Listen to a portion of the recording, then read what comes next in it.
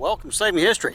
I'm SCdigger, and old Russ had to actually work today, so I'm out here by myself, and I have come back out to the good old trusty Confederate camp that I've hunted for years. Sometimes I've come away with something nice, and sometimes I've left and not found anything at all, but I've decided to come out, and it's been actually been a couple of years since I've been here, and I decided I'm going to bring the T2 out, see what might be able to pick out using the little 5-inch coil there, and we're gonna get at it, and we're gonna take you along with us.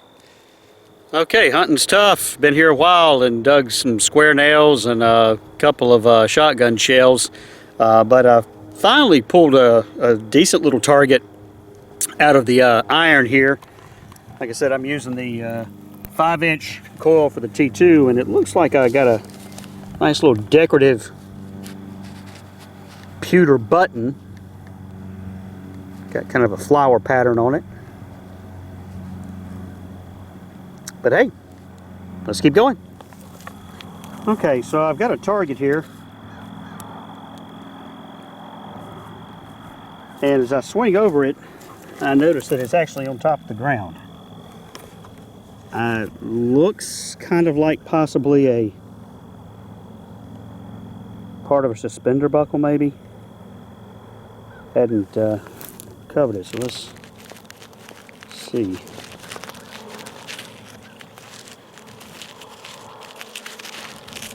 Oh, it's actually part of a little sash buckle. See that? And it's got a cool design on it as well. So that's a cool find. Okay, so I've got another good signal here, and I've flipped the dirt over. I think it's always kind of cool when you can see this. See the round. I don't think it's going to be a coin. I'm guessing a flat button, but maybe it has a design on it. Who knows? Let's go ahead and recover this and see what we got.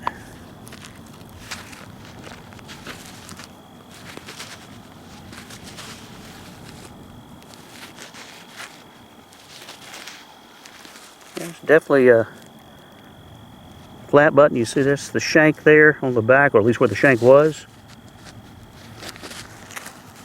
Hard to tell if there's anything on the front.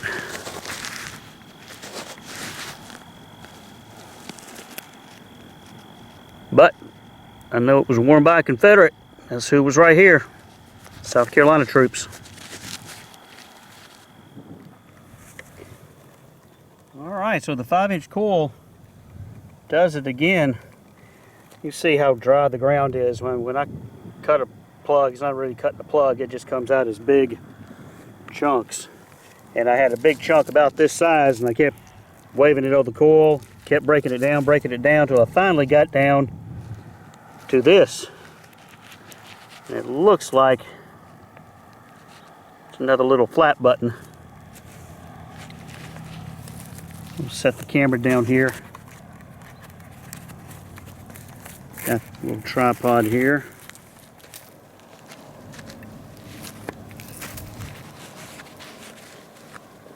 Got the shank on the back.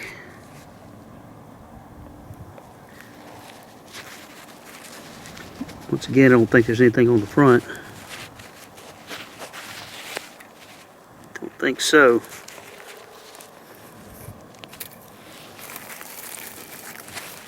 But there we go.